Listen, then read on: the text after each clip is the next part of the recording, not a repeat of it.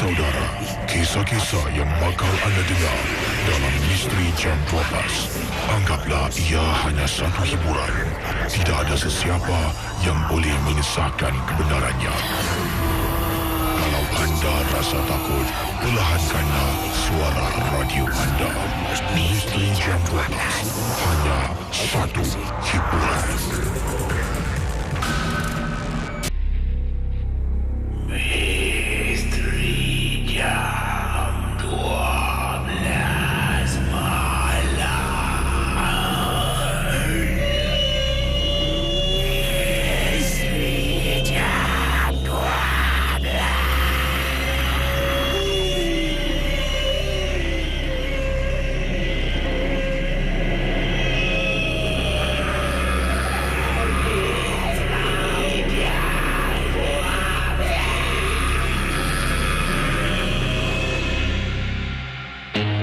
Selamat tengah malam para pendengar Ria 897 FM.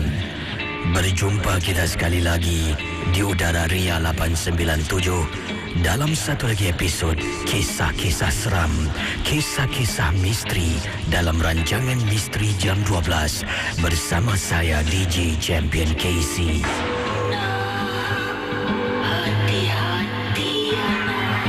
Saudara, sebelum kita mulakan dengan kisah-kisah pada tengah malam ini, di sini Kisi ingin mengingatkan anda semua, janganlah mudah kita percaya kita terikut-ikut dengan apa yang diketengahkan dalam rancangan Misteri Jam 12.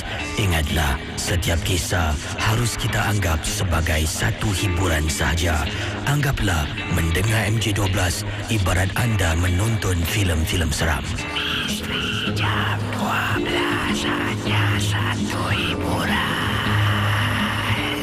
Sekiranya kalau anda mempunyai pengalaman misteri, anda boleh hubungi saya di 669111897. Anda juga boleh kirimkan SMS anda kepada saya dengan kodnya kelab KLUB, jarak, nama anda, kisah misteri anda dan hantarkan ke talian 72346. Ingat, sekali lagi, Misteri Jam 12 hanya satu hiburan saja. Kalau anda rasa takut, matikan radio anda.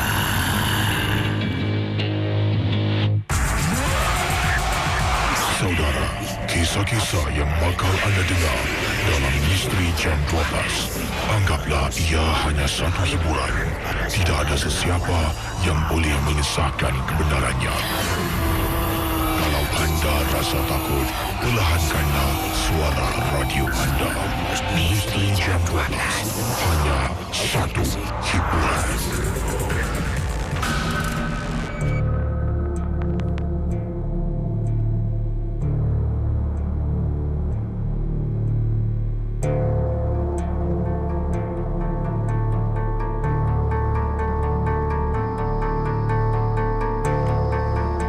Ria 897, saya akan bacakan kiriman pendengar kita yang pertama, dan yang lain boleh cuba tembusi bilik siaran di 669111897. Yang ini datangnya daripada seorang pendengar Ria yang bernama Atika. Atika berkongsi satu peristiwa, dan ini adalah satu berita yang beliau baru dapat tahu. Sebenarnya tempoh hari setelah berjalan raya, dan sekitar pukul 1 lebih pagi, katanya Atika, beliau, tunangnya dan juga beberapa mat-mat motor yang lain, kawan-kawan kepada tunangnya, berjalan raya berkonvoi motosikal. Jadi dah 1 pagi, dah tak ada rumah lagi nak dikunjungi. Salah seorang daripada mereka mencadangkan supaya pergi adventure, pergi ke tempat-tempat yang angker, tempat-tempat yang keras. Malah ada beberapa orang, ya termasuk saya lah, yang membantah, katanya memang tidak sesuai dengan berpakaian macam ni, dan kami pun tidak bersedia untuk masuki tempat-tempat yang akan kami pergi adventure di waktu malam selepas berjalan raya. Jadi kata Atika, perkara ini diteruskan juga kerana ada seorang mamat ni Kisi, memang degil. Boleh saya katakan dia makrib degil Kisi. Ramai orang tak nak, termasuklah ramai tunang-tunang kekasih-kekasih mat-mat motosikal ni tidak ingin pergi, tetapi dia berkeras hati mengajak, memujuk dan akhirnya semua setuju, tetapi ada juga yang tidak ingin pergi, terpaksa ikut kerana kekasih ataupun macam saya, tunang saya ni yang menunggang motor, saya ni hanya menumpang saja. Jadi kami pergilah. Casey bayangkan, dia kata dia ni dah banyak kali pergi adventure macam-macam tempat. Dia akan tunjukkan kita ke kawasan-kawasan yang dikatakan tempat ni berhantu dan berantai. Sebenarnya saya tidak kenal si Mamat Motor ni. Dia adalah kawan tunang saya punya kawan yang diajak jemput ikut sama untuk konvoi beramai-ramai. Jadi dalam kumpulan itu dialah yang paling bongkak Casey, paling geriak sangat-sangat. Dia menceritakan macam-macam benda dia dah jumpa. Dan Casey bayangkan, bila sampai di tanah perkuburan, bukan kubur Islam Casey kami dibawa pergi ke kubur bangsa Hindu. Dan Casey, bila sampai di sana, kita nak kena hormati Casey, menghormati yang mati. Tapi si Mamat Motor yang katanya Atikah, dengan nama penuh dia sebut, saya tak nak sebutkanlah, mungkin tak naklah mencetuskan lebih lagi pergaduhan dia antara anda dengan si Mamat Motor ni. Tapi saya gunakan nama samaran Remy lah Kata Atikah, si budak Remy ni bila sampai di tanah perkuburan Hindu, dia turun dari motosikal. Dia kata, korang semua tak patut takut dengan makhluk-makhluk halus. Korang tahu tak yang kita ni lebih hebat dari dorang. Jadi si Mamat Remy ni, dia nak tunjuk action, tunjuk terror depan wanita-wanita, perempuan-perempuan yang lain yang menunggang motosikal. Nak tahu apa dia buat? Dia pergi ke salah sebuah kubur, kemudian dia cabar. Kalau kau nak tahu, aku ni lagi hebat dari kau. Dia cakap depan kami. Kemudian tunang saya tengok temannya yang membawa si Mamat ni. Temannya tak boleh buat apa-apa. Kami semua tercegat, berdiam diri, kata Atikah.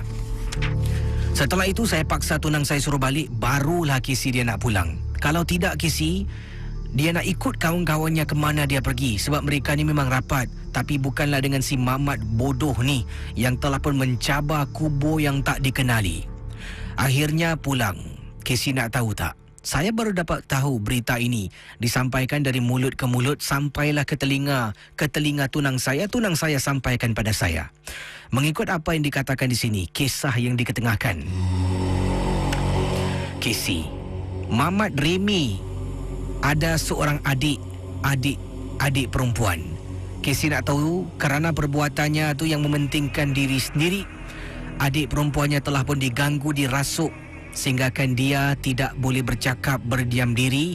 Dan pada malam-malam tertentu selepas waktu maghrib, dia adik pada Remy ni akan bercakap dalam bahasa Tamil Casey. Seolah-olah dia akan menyanyi dan dia akan ketawa mengilai. Beberapa kali pernah ibunya terlihat di waktu malam adiknya berdiri di tingkap dapur dengan berdiri di atas kerusi nak terjun, nak bunuh diri. Tapi sekarang ini tingkap dapur dikabarkan telah pun dikunci, dipagar dengan mangga Casey. Itulah pengalaman yang diketengahkan oleh Atikah berkaitan dengan seorang matrib ataupun mamat yang dikatakan bernama Remy dengan perbuatan bodohnya nak menunjuk-nunjuk yang dia ni handal, tapi akhirnya gangguan terkena pada adik dalam rumah. Dan kata Atikah di sini, saya rasa walaupun adiknya dah terkena, si mamat ni tidak akan pernah insaf. Sebab yang terkena orang lain, bukan dirinya. Cubalah katanya di sini.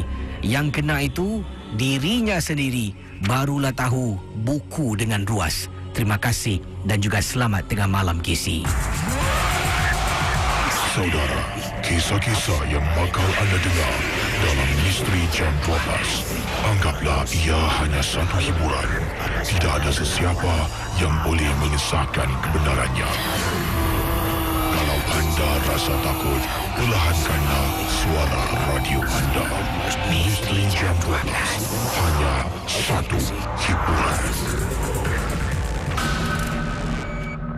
Itu dia kisah dari yang pertama saya terima dari Atikah tentang itulah dalam kumpulan motorbike motor ni berjalan raya, saya rasa minggu lepas mungkin. Dan akhirnya satu pagi itu salah seorang dari mereka yang baru kenal mengajak pergi adventure naik motosikal. Itulah, kemudian ada tahulah ceritanya. Dan yang hairan yang terkena tu bukanlah orang yang bongkak riak, yang terkena adik kepada dia. Dan seperti kata Atika ni, saya tak rasa dia akan insaf kerana yang kena lain orang. Itulah mungkin macam-macam kisah pada malam ini, tapi kisah tadilah pergi cabar kubur orang-orang yang dah meninggal ni jangan main-main yang kat sana tu yang berleluasa roh-roh yang kita tak nampak. Jadi janganlah sesekali buat macam tu. Baik, saya akan teruskan dengan pengalaman peristiwa selanjutnya.